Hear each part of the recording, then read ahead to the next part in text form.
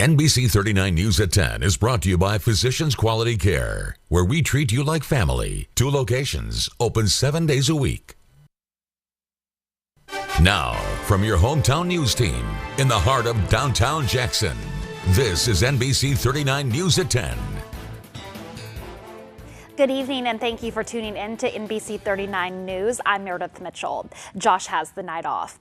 A tax increase has the safety of ambulance workers in mind and will allow a change to their work schedules.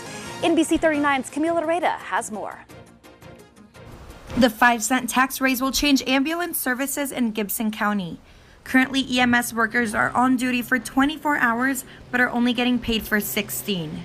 This 5-cent difference will allow EMS workers to work a 12-hour shift instead of the current 24. The tax increase will produce about $450,000 in revenue that will allow them to continue with this transition.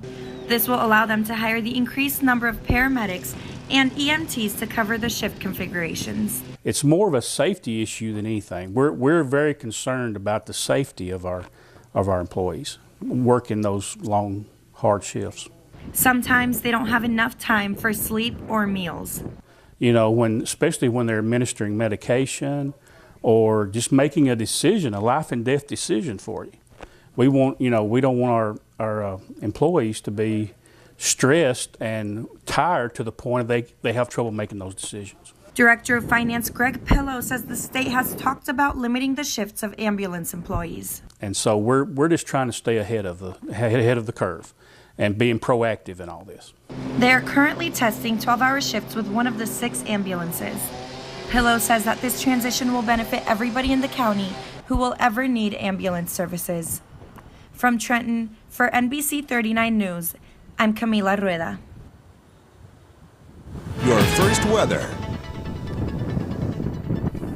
And we are seeing a severe thunderstorm watch in effect until 1 a.m. across parts of West Tennessee. Have been seeing some showers and thunderstorms making their way into our area. Latest radar is showing some heavier rain from Union City down near Greenfield over to Paris and Dyersburg, even down Covington. Crockett County, for example, seeing some of the heavy rain. A lot of lightning with these showers and thunderstorms as well. Not seeing much right now in Madison County, but really not too far off to the north and west. We have this line moving through. No severe weather right now, but have been seeing those winds about 30 to 40 miles per hour and some of the heavy rain pushing through West Tennessee. So we'll keep that in the forecast overnight tonight into early tomorrow morning. Temperature-wise, probably getting close to 90, though, once again, as we head to our Wednesday afternoon with west-southwest winds at about 15 to 20 miles per hour. Also could be seeing those heat index values, those feel-like temperatures, close to triple digits for Wednesday afternoon as well, with more heat and humidity in the forecast as we head through the rest of the work week and into the upcoming weekend. And we'll talk more about that with your hometown forecast coming up in just a few more minutes. Well, and as Chris just mentioned, high heat and humidity. Summer has arrived in West Tennessee. As NBC 39's Jackson Overstreet tells us, one local group is asking for help to protect those most vulnerable. Temperatures across Madison County are expected to top 90 degrees throughout the week. Many people in the hub city are feeling the effects of the heat, especially those in the homeless community. Well, I'm an older man, so sleeping outside would be hazardous to my health. So they're probably saving my life. LF Wynn is one of the dozens of homeless people who receive aid from Area Relief Ministries during the year. That aid comes in many different forms. They give me support, they give me moral support, they give me financial support, they give me a place to stay, they give me food to eat. So, without them, I'd be sleeping under a bridge someplace. Area Relief Ministries partners with local churches to provide shelter for many of the homeless here in Jackson through their Room in the Inn program. But right now, they're having a hard time finding space. Some of the churches, for different reasons, vacation or whatever, we don't have participating churches every night. So right now it's just sporadic. We don't have shelter every night, and that's our goal, is to try to provide that. ARM is now asking area churches for help to fill in the gaps in their Room in the Inn program. One church once a month for 30 days. It's a church, 30 churches to participate once a month would be awesome. This help could end up saving a life on the street. It's hot, and a lot of guys sleep in the tent, and it's just overwhelming. It's people can die in the heat just as well as it is in the cold temperatures. In downtown Jackson, for NBC 39 News, I'm Jackson Overstreet. To help with Area Relief Ministries and the room in at the Inn program. You can call 731-423-9257. Former Senator Bobby Carter was remembered and honored for everything he did for the community and for West Tennessee.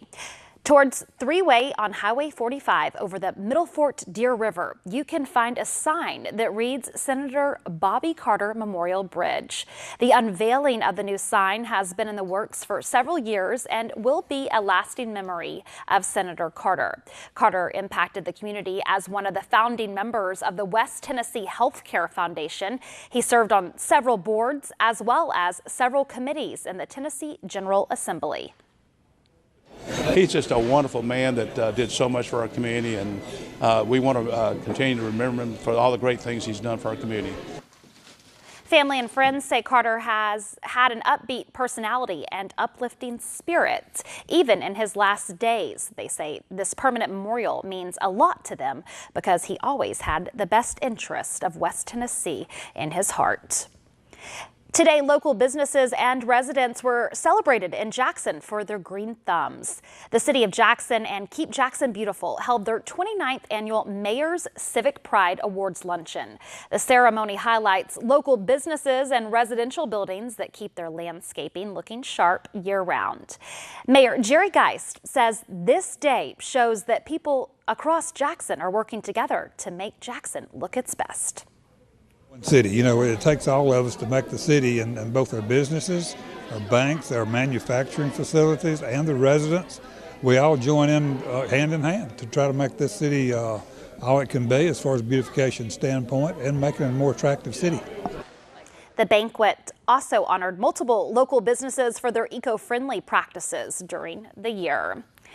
Henderson Police Chief Wilton Cleveland is resigning from his post at the end of the week. In a statement on the City of Henderson Facebook page, Henderson Mayor Bobby King announced he is accepting the letter of resignation from Chief Cleveland effective on June 29th. He also announced that he has named Assistant Chief Gary Davidson as the interim Chief of Police. Stay with NBC 39 as we get more information as this story continues to develop.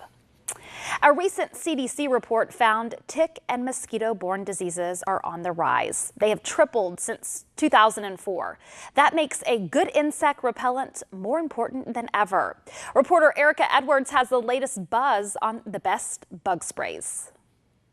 To keep bugs from biting, Consumer Report says these insect repellent active ingredients are key: DEET, picaridin, and oil of lemon eucalyptus. Those three ingredients were the only ones that we found to be effective against mosquitoes and, based on our past testing, ticks. It doesn't matter whether you use lotions, sprays, or wipes. Consumer Report's annual review of bug sprays finds the concentration of active ingredients is what's crucial to lasting protection. Repellents should either have 15 to 30% DEET, 20% picaridin, or 30% oil of lemon eucalyptus. Unlike sunscreen, you don't have to reapply insect repellent. Just, put it on in the morning, go about your business outside, and then at the end of the day, you can wash it off. Speaking of sunscreen, the experts say to apply that first, let it sink in, then apply bug spray. They do not recommend products that combine the two. Now, this is one of Consumer Report's top picks. It's a CVS brand, only about $6. Now, a much more expensive but maybe better smelling product is, believe it or not, Victoria's Secret Bombshell Perfume. Yes, a few years ago, a separate study found it too actually repels mosquitoes. Other than the oil of lemon eucalyptus, experts warn against most natural repellents. They just don't work as well. DEET is considered safe even for pregnant women, but oil of lemon eucalyptus should not be used on kids under the age of 3. The Kilauea volcano remains active. The Hawaii County Civil Defense says the volcano has destroyed around 650 homes. Fissure 8 continues to flow into the ocean. The flow front is now about 2 miles. So far, more than 6,100 acres have been covered by lava. And a state of emergency is in effect for Northern California. Firefighters there are battling a raging wildfire that's burned through thousands of acres since Saturday. More than 20 homes and buildings have been destroyed. The fire is just now 5% contained. These days, when people need directions, most of us turn to our smartphone apps like MapQuest or Google Maps. But what if your phone was dead? Or what if you had to read a paper map? Would your kids know how? Chances are probably slim. As Jerry Gridsinger reports, one man with an incredible talent is working to change that.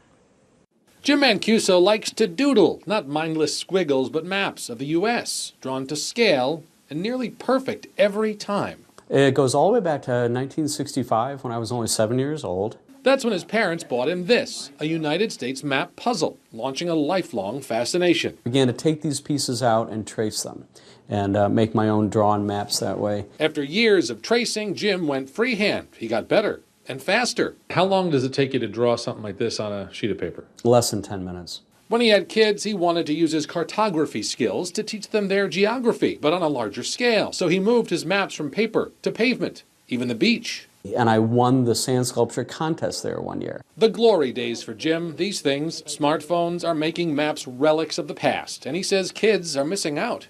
They're so dependent this way on the GPS that they're just getting the information they need for that moment. What states are these? So Jim decided to bring the big picture to them. When you were studying the regions, did you study the New England region? Make Maps Matter is the name of Jim's school assembly program. He's been around the country visiting 5th grade classes with his sidewalk chalk, showing kids how the country's geography shaped its history. New York became a state in 1788. Reinforcing what they'd learned in the classroom. Well, it's just a really great opportunity to kind of make maps come to life for the kids and see that it's more than the flat piece of paper, and they do show a lot of awe in that. A lesson best taught, according to Jim, by going old school. You can't get a big picture of the country when you're looking at a screen this big, but when you have maps this big, then you can. Mancuso's familiarity with the states goes beyond their shape and location. He can also rattle off the name of all 50 states in about 18 seconds. Well, still to come on NBC 39 News Live at 10, the Supreme Court has upheld President Trump's travel ban by a 5-4 vote, saying in its opinion that the order is squarely within the scope of presidential authority. We'll have reaction on that decision. And severe thunderstorm watch in effect for much of West Tennessee until 1 a.m. Some strong storms making their way through the area. Heavy rain, maybe some gusty winds accompany those showers and thunderstorm, but more heat and humidity in the forecast the rest of the work week. We'll talk about that straight ahead.